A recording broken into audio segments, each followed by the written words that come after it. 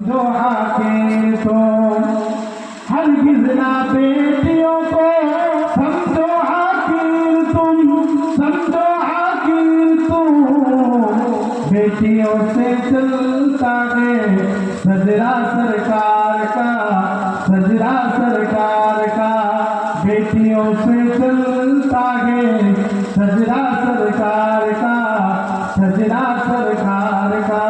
अल्लाहुम्मा सल्ली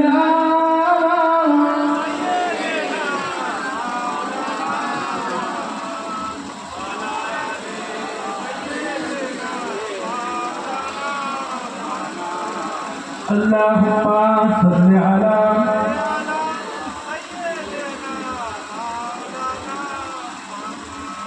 वअला आलि सय्यिदिना।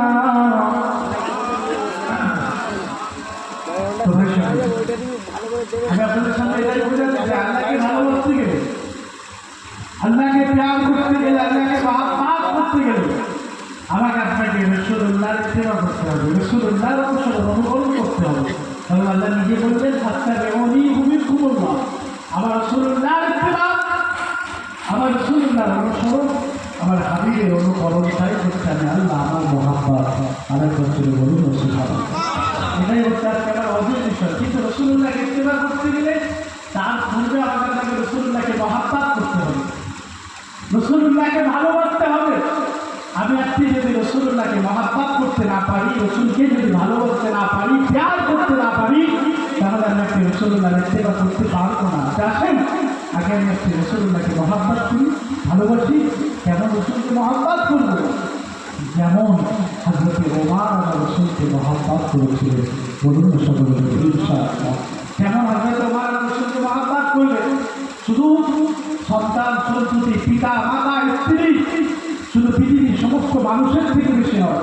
হযরত ওমর বললেন ইয়া রাসূলুল্লাহ, ইয়া হাবিবাল্লাহ, হুজুর আমি ওমর এখন আমার নিজের জানের থেকে, আমার নিজের থেকেও বেশি আপনাকে মহাব্বত করতে পেরেছি।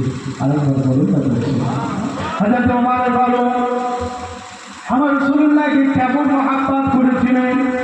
হযরত ওমর বলো আমার রাসূলুল্লাহকে কেমন প্যার করেছিলেন। দেখুন আমার রাসূলুল্লাহ যখন দুনিয়া থেকে চলে গিয়েছেন, আমার রাসূলুল্লাহ ওফাত হয়ে গিয়েছে, আমার রাসূলুল্লাহ সাল্লাল্লাহু আলাইহি ওয়াসাল্লাম দুনিয়া থেকে পর্দা দিয়েছেন, আমার রাসূলুল্লাহর ইন্তেকাল, আমার রাসূলুল্লাহর ওফাত সমস্ত সাহাবায়ে আমরা মানতে বাধ্য হয়েছেন। কারণ কুল্লু নাফসিন যায়িকাতুল মাউত, কুল্লু মানে তামাম, নাফসুন মানে আত্মা, যায়িকা মানে স্বাদ, আর মাউত মানে মৃত্যু। প্রত্যেক নাফসকে একদিন মৃত্যুর আশ্বাস থাকতে হবে। আমার রাসূলুল্লাহর মধ্যে আমার আল্লাহ পাক নাফস দিয়েছেন, রূহ দিয়েছেন। আমার রাসূলুল্লাহ তাই দুনিয়া ছেড়ে পরলোক গমন করেছেন। আমার রাসূলুল্লাহ ওফাত হয়ে গিয়েছে, ইন্তেকাল হয়ে গিয়েছে। সমস্ত সাহাবায়ে আমরা সেটা মেনেও নিয়েছেন। কিন্তু হযরত ওমর ফারুক রাদিয়াল্লাহু তাআলা আনহু আমার রাসূলুল্লাহ ইন্তেকালটা তিনি মানতে পারেননি।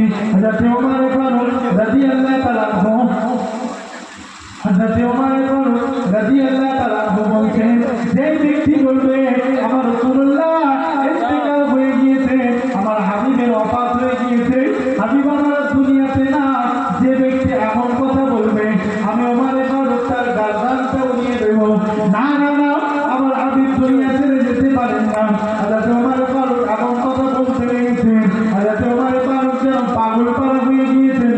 আমার রাসূলুল্লাহর ওফাত তিনি মেনে নিতে পারছেন না। হযরত আবু বকর সিদ্দিক রাদিয়াল্লাহু তাআলা আনহু মেনে নিয়েছেন, হযরত উসমান গনি মেনে নিতে বাধ্য হয়েছেন, হযরত আলীও মেনে নিয়েছেন বটে, কিন্তু ওমর ফারুক আমার রাসূলুল্লাহ ওফাত ইন্তেকাল তিনি মেনে নিতে পারছেন না। হযরত আবু বকর সিদ্দিক রাদিয়াল্লাহু তাআলা আনহু হযরত ওমরকে বোঝাতে লাগলেন, হে ভাই ওমর, না না না, আমার রাসূলুল্লাহ দুনিয়াতে আর নাই, আমার রাসূলুল্লাহ দুনিয়া থেকে চলে গিয়েছে, আমার রাসূলুল্লাহ সাল্লাল্লাহু আলাইহি ওয়াসাল্লামের ওফাত হয়ে গিয়েছে। রাসূলুল্লাহকে দুনিয়াতে পাবো না, আমার রাসূলুল্লাহকে রাসূলুল্লাহ সাল্লাল্লাহকে দুনিয়াতে আমরা জিন্দা অবস্থায় পাবো না। হযরত ওমরকে আমার রাসূলুল্লাহ সাহাবী হযরত আবু বকর বোঝাতে লাগলেন।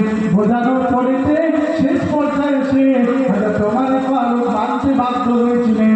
হযরত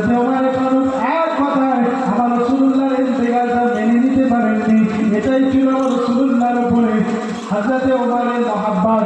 শুধু তাই নয়, আমার রাসূলুল্লাহর ইন্তেকালের পরে হযরত আবু বকর সিদ্দিক খলিফা হয়েছিলেন। আবু বকরের পর হযরত ওমর ফারুক রাদিয়াল্লাহু তাআলা খলিফা হয়েছিলেন। হযরত ওমর ফারুকের খেলাফত আমলে একদিন হযরত ওমর ফারুক রাদিয়াল্লাহু তাআলা হজ করছেন, কাবা বাইতুল্লাহ তাওয়াফ করছেন।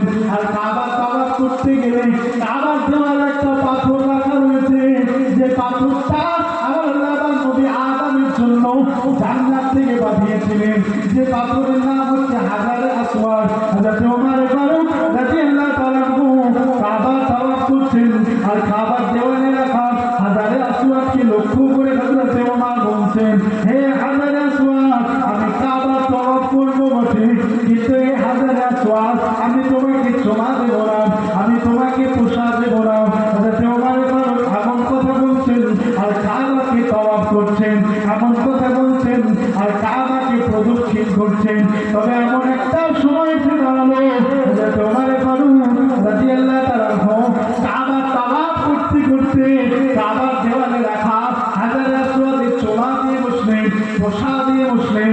হযরত ওমর ফারুক রাদিয়াল্লাহু তাআলা কাবার দেওয়ালে রাখা হাজারে আসওয়াদকে চুমা দিয়ে পোশাক দিয়ে হযরত ওমর বলছে, হাজারে আসওয়াদ, আমি তোমাকে চুমা দিতাম না, দিতাম না, দিতাম না।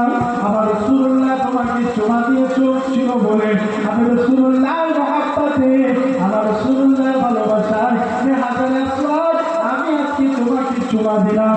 একটু কি জোরে জোরে বলে যাবে সুবহানাল্লাহ, আর একটু জোরে বলে যাবে সুবহানাল্লাহ।